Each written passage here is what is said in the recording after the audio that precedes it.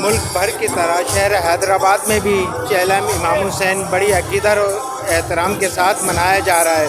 اسی حوالے سے جگہ جگہ سبیلے اور لنگر اور نیاز کا اہتمام بھی جاری ہے اور سندھ بھر سے زائرین قدم گاہ آ رہے ہیں. جیسا کہ آج چہلم شہدائے کربلا ہر سال کی طرح بڑی عقیدت و احترام کے ساتھ پورے دنیا میں بالخصوص حیدرآباد میں منایا جا رہا ہے، جس میں عزادار ہیں امام حسین.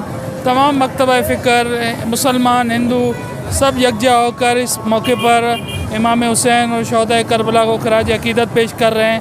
حیدرآباد میں بالخصوص انتظامیہ کی طرف سے ایک اچھا انتظام کیا گیا ہے، کیونکہ مختلف شہروں میں مختلف علاقوں سے ریلیاں برآمد ہو کر قدم گاہ مولا علی جو ایک مرکزی جگہ ہے یہاں پر پہنچ کر امام علی کو ان کے بیٹے کا پرسہ دے رہی ہیں، بی بی فاطمہ کو ان کے بیٹے کا پرسہ دے رہی ہیں.